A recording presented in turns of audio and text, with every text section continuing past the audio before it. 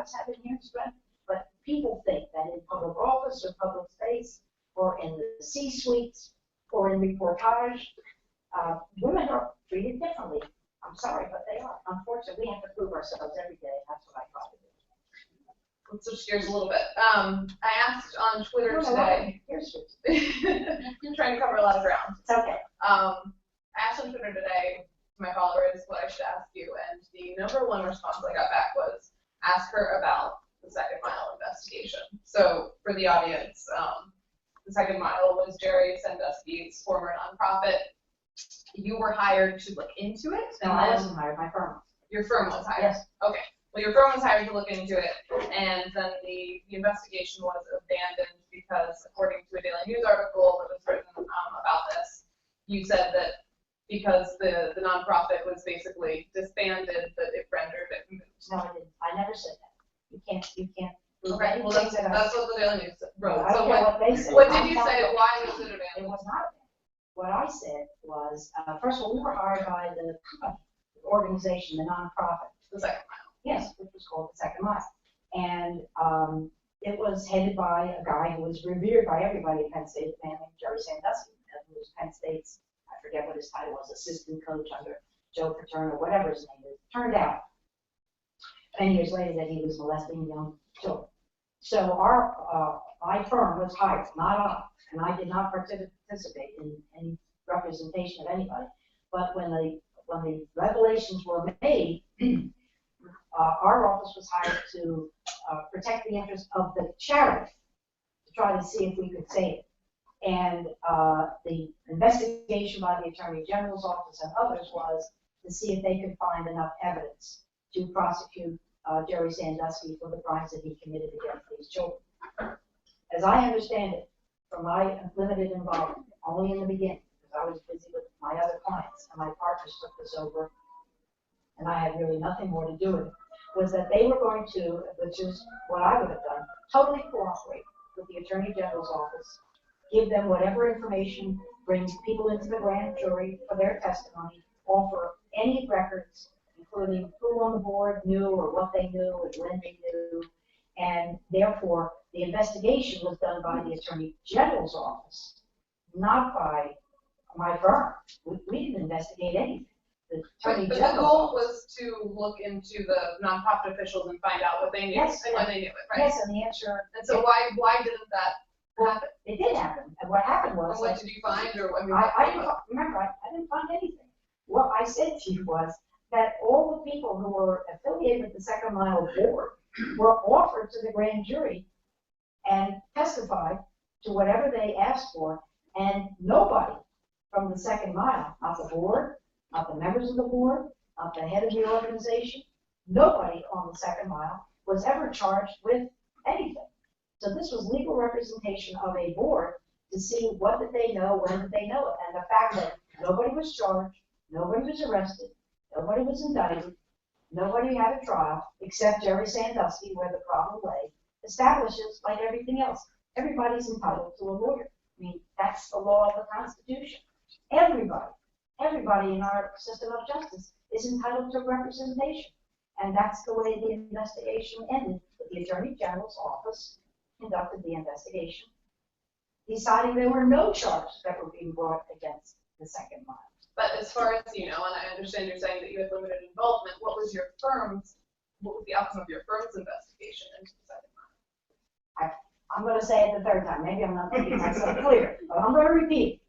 My firm, my members of my firm, engaged in conversations with every person who was on the board of the Second Mile, and the firm offered everybody to the Attorney General's office to debrief, to bring in front of a grand jury if they thought it was appropriate, revealing whatever information they had to assist the Attorney General in finding whatever they eventually found, including indicting Jerry Sandusky, and that no charges were brought against any member of the Second Mile board or any of their individually or collectively as a board. No criminal charges whatsoever.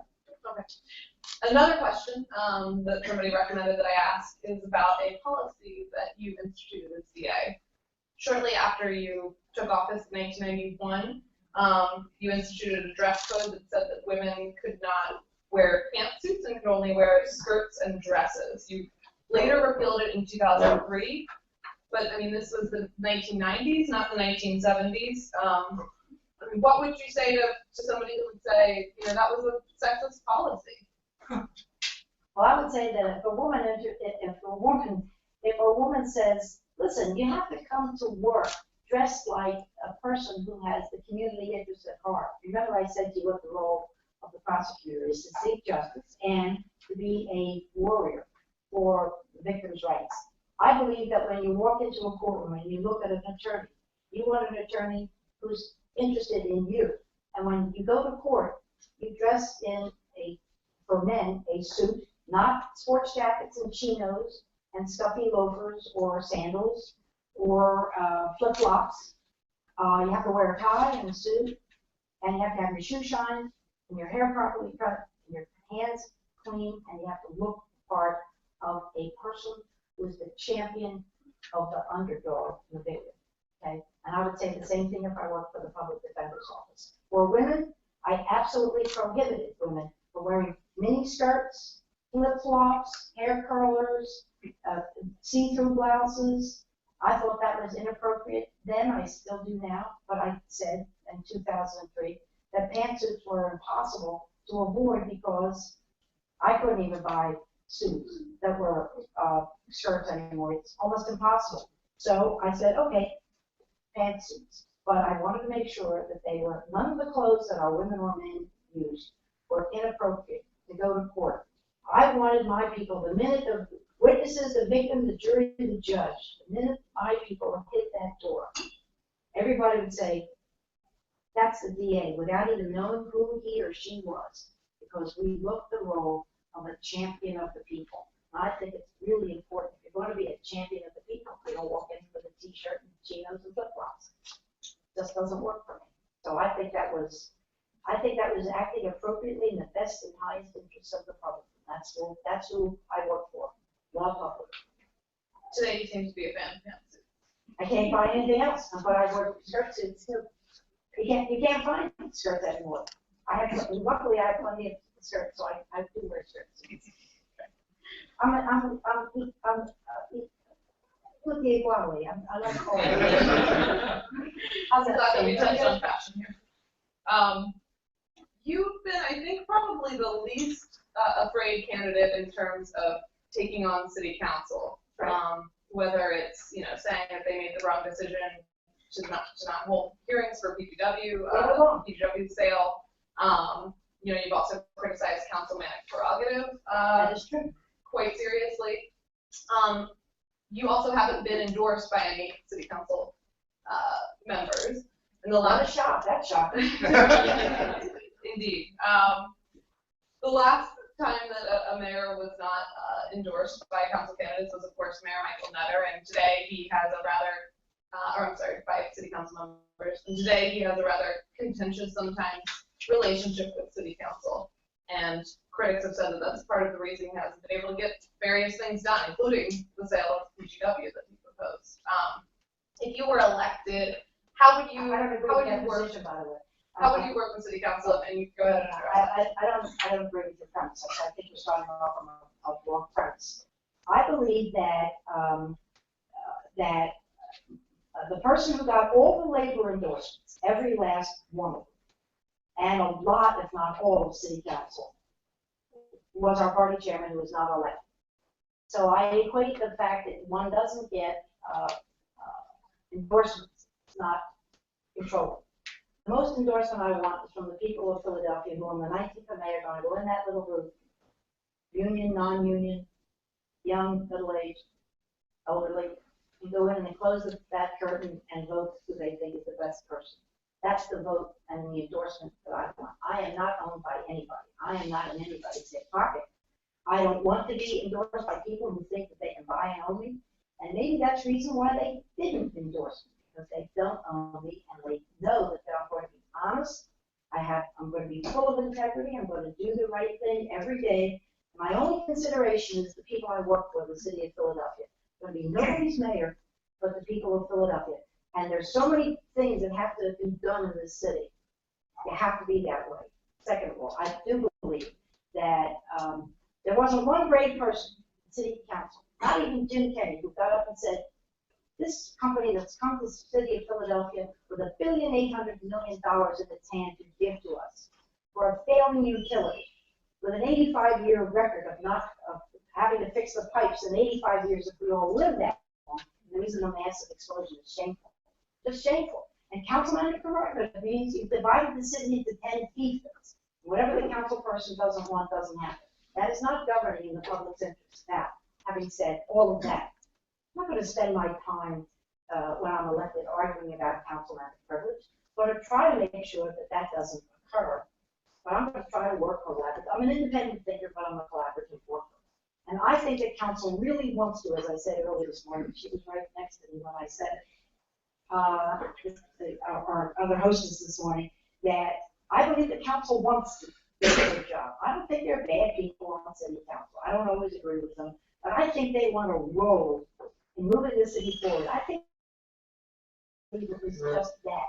I believe there's some personality thing going on between the mayor and Darrell Clark. I don't know what it is, and I'm not going to get involved in it. It's none of my business. I think Mayor Nutter has done a really commendable job on a number of fronts, and I'll talk about them if I have time later. But I believe that council really wants to be part of the solution, not the problem, because this city has a chance. We have a chance to go up and achieve our true greatness, but we're going to fail miserably if we don't address education, pension reform, taxation, population growth, job creation. I think the first-class quality policing force that we need to have, and everything that goes with making a city successful. And we have a chance to showcase that come September, when the Pope comes here and millions of people may come here, and when the NAACP, when Jay-Z comes, and when the Democrats come, even the Democrats. People will be shocked and surprised at how beautiful we are. But it's like a beautiful fruit. It has a rotten part in the inside. You have to take out the rotten part to save the fruit. I can do this, and City Council, I think, wants to do it too. I think they're going to have to see me in a whole different light.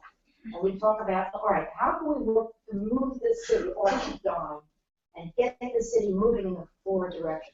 We don't want to be known as the 10 of the 10 largest cities as the most impoverished, the most likely to fail because of our pension system, the most likely for people not to come here because they can't do business with the city. I don't think City Council wants that. The city is just a buzz with great stuff. And I want to tap into that and make sure that they and we, I don't care who gets the credit for it. What do I care if some council person or other or 10 get the credit? I just want to get the job done, and I know I can get the job done. That's my role. And that's what I'm going to do. They want to take the credit and have a photograph of themselves or a painting honoring themselves in city council chambers. God bless. I don't care about any of that. All I want to do is make sure that this city achieves its full potential, which would be the next great American city. We can do this. And I can help the council, and they can help me achieve it for the interest of the public at large. You mentioned Mayor Nutter, and you said that you think that he's done a number of good things. Right. Give us your assessment of him. I think he's been a very forward-thinking mayor.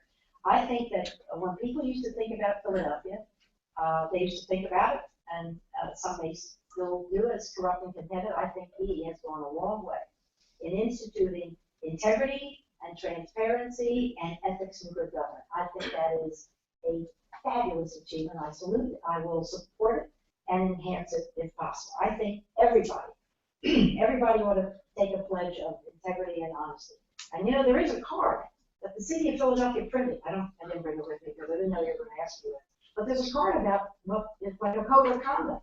Everybody ought to be made to sign that code of conduct. No gifts, no payoffs, no bribes, no corruption. I support a whistleblower law for Philadelphia. I think we have a chief integrity officer. I want that to be instituted as a full-time position. I believe it has to be enhanced. I think the mayor has chosen very, very wisely Police Commissioner Ramsey, who's done, as I mentioned before, an outstanding job, and I would keep him if I could. I think the mayor has done a lot of good things for Philadelphia. I think he's, I think he's done just a sensational job, even with the dispute sometimes with City Council, which may have interfered with that. I think he's trying to institute a lot of reforms to move the city forward, and I salute all of that. We just, look, no mayor comes into office and comes in with a tabula rasa. You always build on the shoulders of the previous mayor. And I'm going to take a page from Mayor Mutter's book and build on it. He doesn't get half the credit that he deserves. You brought up the city's pension crisis a couple times tonight. The city pension currently has less than half the money it needs About 43 cents on that dollar. To fund for the retirement benefits that it's promised workers. Yes. Your plan involves changing the management, I believe. Can you explain that? Yeah, it's more complicated than that. I think no disrespect, but when you're writing a lot about a lot of things, you don't always have a chance to put in the newspaper everything that I said. So I said several things. Plan. Sure, I said several things. Number one, I believe that Warren Buffett's advice to Katharine Graham still applies today, and that is stop over-promising because you cannot deliver. So we promise much too much to our pensioners. Number two, we engage expensive managers who always think they can beat the market but can't. So we have an unrealistic expectation of what the market is going to deliver. And instead of having these fabulously expensive pension managers who make millions and millions and millions and millions of dollars for guessing wrong and trying to beat the market, get rid of them and put our pension money in a S&P 500 index fund. It's called a passive account. Let it just grow at the market rate, which it usually returns out 5.5%, 6%, depending on the economic situation. It's not always steady. I think we have to start going away from defined the benefits to defined contribution, but well, there could be. Well, first of all, you can't do that immediately because there's a big pension hole. So if you all of a sudden stop, there's nothing to backfill the gigantic hole, and our bond to get a bond to fill the hole is frightfully expensive. So for new hirees only, not for look, the Constitution of the United States says you can't change contracts that are in existence. I think it's Article 1, Section 10. So those things have to remain intact. But for new hires, the first day I'm elected mayor, all new hires are going to have a whole new pension plan. And I'm hopeful that come May 19th, after the election, the first thing I will do is say, okay, let's get together and figure out how we can, number one, pay for the pension obligations we have. Stop giving cost of living increases to pensioners with the bill that Councilman Kennedy introduced, which I understand about pensions, and I understand that cost of living is nice, but the pension plan is really very generous. You have to stop giving $65 million every time the stock pickers are right for a couple of years. You have to consider, which he took out of the bill, the financial health and stability of the pension fund. I mean, I don't want the city to go bankrupt. Why should we have to do that? So we have to have divine contribution, divine benefit plan, combination, or some people may wish to have a bigger pay up front and a smaller pension, make the pensions shorter and more stable. And by the way, I cannot understand why our police officers now, today, don't want to have Social Security as well as a pension. I don't know how they figured it out. It had to be all or nothing. I think that police officers should opt in or out of the Social Security system as they wish, not all for one or nobody gets it. I believe that police officers miss that they don't get Social Security along with their pension. So I believe that we can do lots of things. It's not the entire answer today, but some of the things that I'm thinking of. That we change the way we do business, we stop over-promising, we stop getting fabulously expensive pension managers, and we make our pension realistic. Just one follow-up question before I start asking audience questions. In today's Inquirer, David Cohen, the Comcast executive vice president today and the former chief of staff to the mayor at Randell in the 1990s, called all of the candidates' pension proposals Band-Aid solutions. What would be your response to him? I don't think I've offered a Band-Aid solution. I don't know what he knew, and I don't know what he was told, so I can't say that what he was told was accurate. Whatever his position is, I respect his position. I don't have to agree with it. I just thought that I just told you that buying a bond to pay the pension hole is inappropriate. We have to stop promising and start being realistic. Our pensioners have to put more of their own money in. The city has to put less in. It's time for the pensioners to pay for their pension. The city can't pay for it all. We have to switch from combined 401k and a pension plan, or consider you want a bigger pay now and a smaller pension layout. This is all something that can be considered and can be put into effect.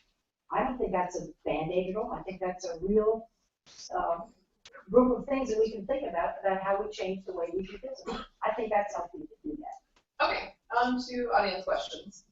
The first one I've got here is, what do you think is the worst problem in the city? If elected mayor, what would be your first priority? Well, I mean, to me, there isn't anything to discuss. The worst thing facing the city is our educational crisis. We are in crisis. And I believe that that is everybody, I can think of it, it's my top priority. Everybody knows that I have spoken out on educational reform. I have already said that I support the height plan, 3.0. I believe it properly tracks children to make sure that they have a proper chance and the best education we can give them. I think teachers do a terrific job. I have great regard for teachers. Their contracts should be respected when they are renegotiated or negotiated. I think, but they also have to be responsible for outcomes, as do the administrators.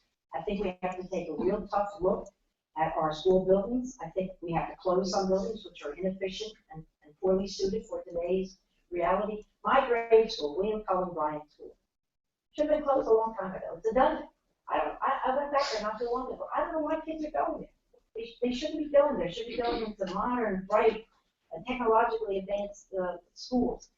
I believe we ought to have early childhood education, wraparound services, social services for kids, and I have proposed that the Department of Human Services stop monitoring contract providers and go themselves as nurses and social workers into the homes of at-risk children to make sure they're properly fed, they're treated well, they're given the best opportunity to thrive and succeed, be school ready. Just think about this. I'm going to give you two things to think about. 50% of the kids going to school today are not ready for kindergarten. 50% are not ready for kindergarten. Kind of hard to fathom. And here's the other one of many, many statistics. One quote. Half of our kids between the ages of 3rd and 8th grade are not reading at grade level. A little bit better for math. Get these smiling, will you? That's a good one. I do smile. I have a good sense of humor. I just don't show it very often. That half the kids aren't reading at grade level between 3 and 8. How can that possibly be in the city of Philadelphia? Well, it is. It's the reality. So you really take somebody tough and really got a lot of grit to do that. But I think that Superintendent Height is, and I'm not saying anything bad about any other superintendent, although I could say a few bad things about some of them. But I think that Superintendent Height, but I won't, I'll be nice. Superintendent Height is the man for the job. I have great confidence in his ability. I think he's done a terrific job, and he's not afraid to tackle the tough problems that for him and for me. It's not a question of public schools versus charter schools. It's the children. The children are number one, and that's my main focus. It's all the children of Philadelphia. And when you solve that problem, you begin to solve crime. You begin to solve poverty. People are ready to go to the jobs of today and to the future. You introduce technology. You introduce mentorships. You introduce business community, parlaying public-private partnerships with our schools. You make those kids understand that their ultimate goal is either one of two things: college if they wish to go, working if they wish to do that, combination of the two, and the fact that the community colleges offer free tuition for kids who qualify, who want to go to college and can't afford it. It's a 10 strike. How can you resist that? I mean, I'm who I am and where I am because I went to the Philadelphia Public Schools. I owe everything to the Philadelphia Public Schools. But for me, it's not public versus charter. It's taking care that every child gets a first-class quality education and making sure that the state steps up, pays its fair share, to say, gee, the Philadelphia ALA, for years, even for decades. We deserve, our children, they deserve, and we deserve the best funding stream. Governor Wolf is going to see to that, and I will find the money to make sure that we pay our fair share into our education of our children. It's your mandate. It's the number one priority for me, period. Okay. This is a good question. How would you respond They're all to, good. they are all good questions. How would you respond to the Inquirer's criticism of your management failures in the series Justice Delayed? Well, I think. Hold on, not finished. The person goes on to ask, how can we trust you to manage much bigger budget available to the mayor? In that series, your office cannot provide basic conviction statistics. Well, first of all, I think I'm sorry for the question. This question doesn't really compute. First of all, the budget has nothing to do with statistics. I said to you long before this question came up, that I never kept conviction rates because I wasn't doing justice by the numbers. My role as a prosecutor was to bring justice, not to see conviction, but to do justice. That's the thing that has been drilled into my head from almost the first day I went to law school when I took Introduction to Criminal Law. The first thing my professor, I. Herman Stern, said to us, a prosecutor is to do justice, not to get convictions. So I never cared about convictions versus not convictions. I was interested in whoever that person was. When that person went to the police and had a bleeding head or an eye taken out, or their child was murdered, or their daughter was sexually assaulted, or their home was invaded, or their grandmother was murdered, or someone was put upon and fleeced of their life savings by some scam artist, that we had somebody who was going to look after that complaining witness, bring him or her to court, and put our best case based on the evidence and the fact, and let the judge and the jury decide. We didn't take a case to court if we thought we didn't believe in our witness or our evidence wasn't strong. The judges sometimes didn't see things our way, but I wasn't going to keep statistics over wins or losses. I think it's a bad thing for a prosecutor to go out and say, oh yeah, I'm going to show you all my convictions. There's something wrong about a prosecutor's motivated that way. As for my budget, I can tell you because the two don't compute. It's like, I don't know, it's like, Well, I mean, it's making a budget requires keeping proper data. well, no, it certainly does not. No. Keeping a proper budget. First of all, I had a budget every year. It was about somewhere between 37 and 40 some $1 million. I always came in absolutely to the penny on budget, never asked for a penny. Never asked for a penny more than my budget, never ever exceeded it, and I always did that. So keeping crime statistics has nothing to do with the budget. Our budget papers are public records, and they were given to the finance department. We always met our budget, but keeping track of wins and losses has nothing to do with keeping the budget. I'm sorry, I disagree with the premise of the person's question. Do you have any other broad comments on the Inquirer's series? Justice Delayed. Well, I tell you, there are lots of questions, but it's 5 after 7, so, how much time do you have? Okay. I have a lot of other questions I want to get to. Okay. Let's see here. I'll say just so one last thing. I don't have any grief against the Inquirer. People are going to take positions that I may or may not agree with. I'm prepared to defend my positions. I'm not reticent about doing that. Okay. Sorry. Just reading through these. Okay. What reforms would you institute to prevent the type of planting of evidence that we've seen on video in other municipalities at the hands of law enforcement officers? Well, as I said, as the mayor, I would hire or rehire or ask Police Commissioner Ramsey to stay. However, I think it is fair to say that right now, even with a forward-thinking, really brave police commissioner asked for an investigation of the other department on the use of deadly force and participating in the president's commission that he has police corruption. I think the big problem is with the contract, the way the police department negotiated its contract, that the department itself couldn't take appropriate action of moving people around from department to department. So I think that specifically with respect to narcotics police officers who are on trial, and I don't want to say too much because they're on trial in federal court, and I don't want to prejudice the outcome of that case. That is a case where both police officers extorted money and drugs and other goods from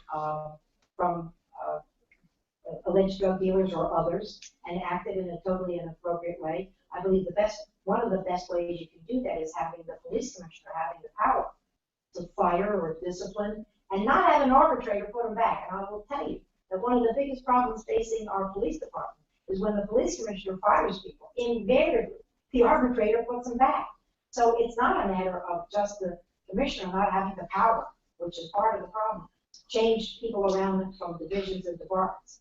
But it's also the disciplinary problem, that the disciplinary problem in the police department should be, first of all, outsourced to other people as part of the recommendations of the President's Commission, that there should be civilian participation in police review, and a permanent police review commission, which has been reinvigorated and supported, which I would do and pledge to do.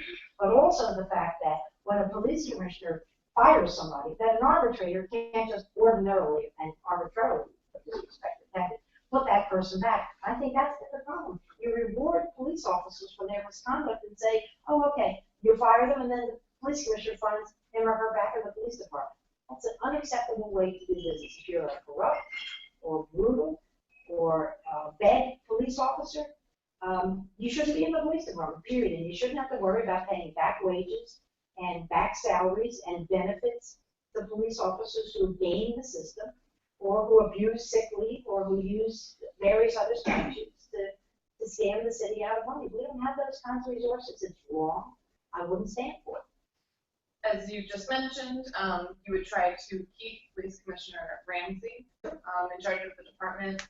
Is there anything that you differ from Ramsey and would not compromise on? What's that question mean? I'm not sure what that Is there anything you disagree with him about that you know of and that well, you would it's hard to answer that question because I worked with Commissioner Ramsey the first year and a half or two of his tenure. I can't say what he's done lately other than what I read in the paper, but I don't know what he's done within the department that I'm not aware of. But I think the commissioner is totally open to suggestion. I found him very accommodating, extremely bright, thoughtful, honest to a fault. He has great experience and good judgment. I'm sure if there's some disagreement, we would discuss it. I'm not sure what the questioner means, so it's kind of hard for me to guess what that question means. Well, you want to end stop and frisk, Oh, right? right, And that's the point of disagreement. That's not a disagreement with him. That's a disagreement with the mayor.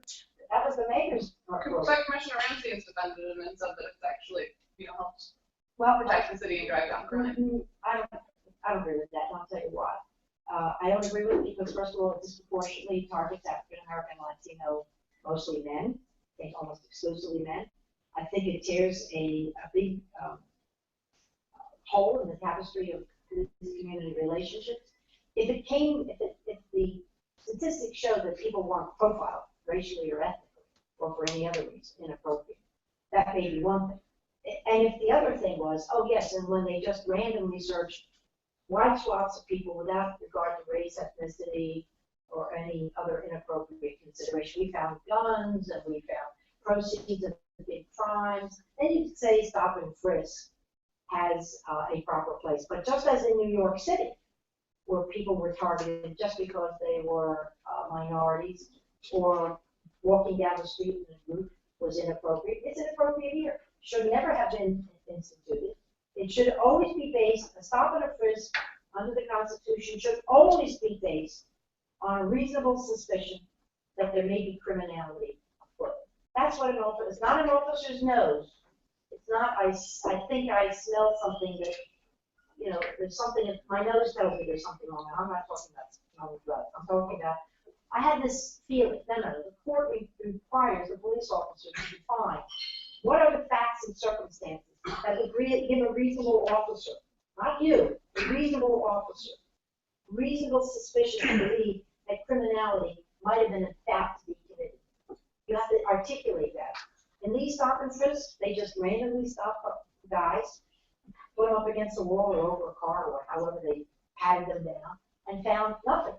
So when you find nothing, you have to say to yourself, this is not working. And I don't think Commissioner Ramsey thinks that that program is working. I can't say that you're wrong. I never heard him say that it's working, but if you say he said it, I'm surprised and I don't agree with it. What about your leadership skills would prevent Philadelphia from falling into the same position that we now see in Baltimore? Oh, well, I think first of all, is that, I'm sorry if I'm repeating myself. They're just telling me to ask one more question. Oh, okay, okay, I'm sorry. So you're looking over there. I think that one of the things that we've spoken about, or I've spoken about before in this discussion, was implementing the President's Commission and the use of deadly force and all the 90 recommendations of use of force. I think the